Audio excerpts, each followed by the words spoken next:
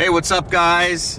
Crestani here, headed to Newport Beach to meet up with my buddy, multi-millionaire internet marketer, total beast mode, Jason Capital. Really excited to go out and meet him. We're gonna be trading some tips, and tricks to figure out, you know, how we can both improve each other's businesses. Now, we're gonna be jet skiing today, and we're gonna be doing a few other interesting things, so come along for the ride and let's have fun. How about you? What is it? I heard you were the douchiest, we're gonna be calling you the douchiest marketer in the world. Mom, I made it. We're gonna do football jet skiing. We're doing football jet skiing. Oh my god. So, sweet, awesome stuff. Stoked to talk to you about just kind of like marketing and how you've been able to create such a empire. My focus, I talk about all the time, my favorite word in the world is Kaizen. I'm always focused on constant, never-ending improvement, just get a little bit better each day. That's how I approach copy, marketing, business, health, like everything, right? I didn't want to have a life like my parents, was how I looked at it. My dad would I see him for 5 minutes before he goes to work, and then he comes home at 7 p.m. I see him for 20 minutes, he's already tired. Like that was, I didn't want that life. Interesting, yeah. And all my friends they were fine with it. And I'm like yelling at them, like, you guys realize next year you're gonna be fucking in a cubicle having a terrible life, like getting yelled at by some spineless boss for some soulless corporation. And you're just gonna like be this invisible face, like in the forgotten sea. And I was like, you guys okay with that? That's fine, that's not for me. But all I knew, like dude, money was never a motivation for me. It's still not. It was just, I always had to be different. Like that's my motive. Like I'm just a renegade. Like I'm not Eminem and Jay-Z on Blueprint 2001, but like renegade is just like, so I was open to new ways of doing things, a different life, a new way of making money. So one of the schools I went to before Michigan State was Florida. I met Elliot there for like a minute and we stayed in touch. And Elliot was writing his first ebook, this was 10 years ago. And he's like, dude, you gotta write yours. And I'm like, what am I gonna write about? He's like, write about basketball, that's what you played in college. I was like, all right, so I wrote an ebook. It was teaching basketball players how to dribble better so they could get a scholarship. And I put it on a website, like a WordPress site, and I didn't know about Clickbank, right? So I just used the PayPal button and just embedded it right in the page. Copy was terrible, offer was terrible, the book was $14.95, and I put it up October 31, 2008. It was Halloween, and I was like, I'm gonna put this up, I'm gonna go party and enjoy Halloween, I'm gonna come back November 1, and I'm gonna be rich. Right, because that's what everyone thinks. Yeah. So You put it on Clickbank? no, it was just on PayPal. Oh, PayPal. It was just PayPal. So I did put it up that night, and I did go out and party, but I did not get rich.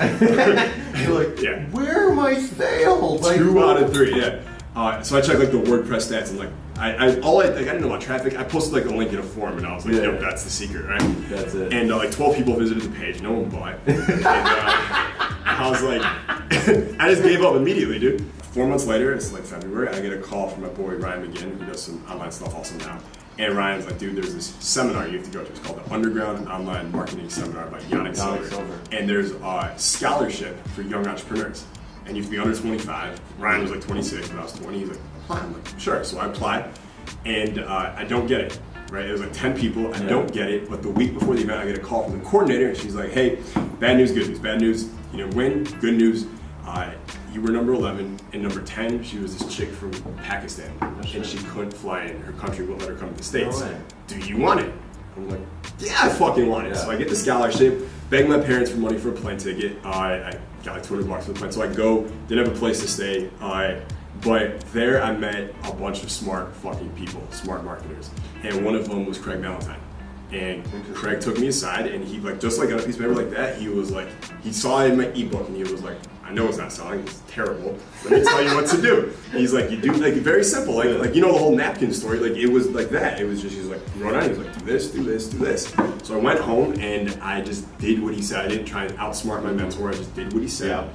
And we went from zero, I didn't make 100, I went from 0 to 20 grand a month immediately.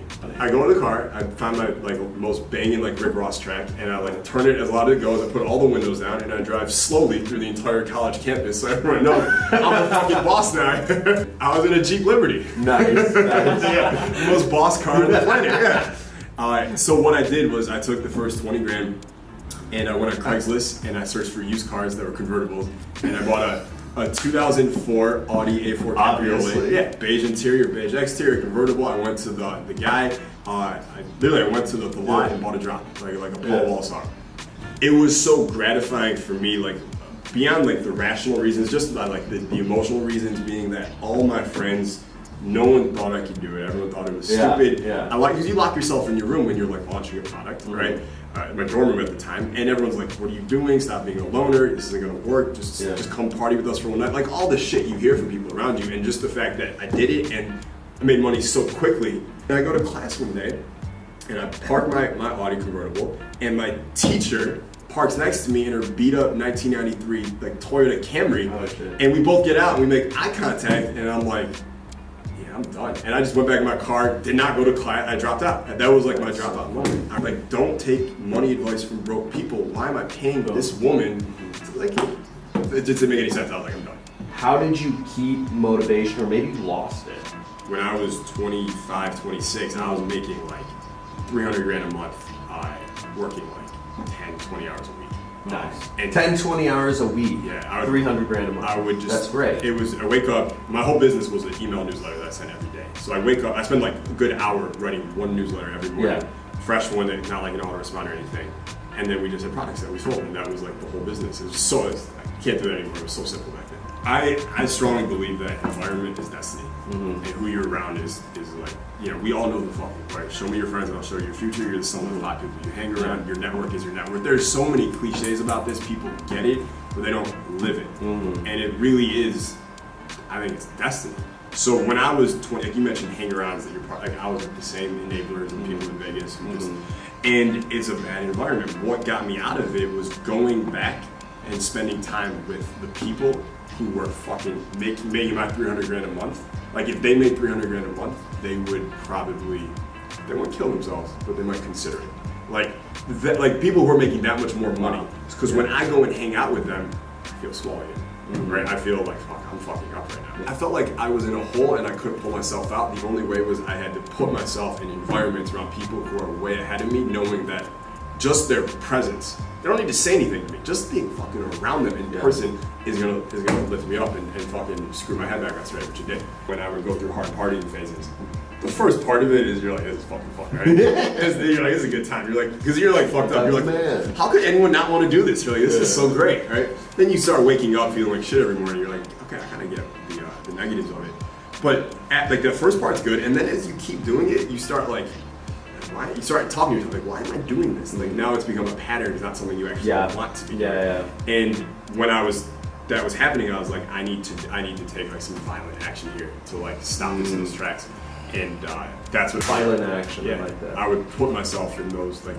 I'd start calling these people like, yo, where are you? Like, I'm flying out there. I just want to be like, you don't need to talk to me. I just need to be in that environment. I need to pull myself out of this one. Interesting. For a little bit. That's dope. Yeah. Really cool. And I love how you throw events too, by the way, just kind of on a side note. That's neat. The experience people get at these live events is just like, it's life changing, man. Yeah. I launched an online product, one that we put a lot of time into, and no one bought it.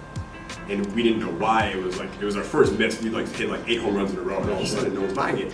And on day 2 of that promotion, I was like, well, I'm not gonna keep selling something no one wants. And I created an entire funnel to sell a live event that didn't exist the same day, put it out there, and all of a sudden people bought tickets like gangbusters. Oh, shit. So then I was like, and there was like 2 months until the date for this event I was planning.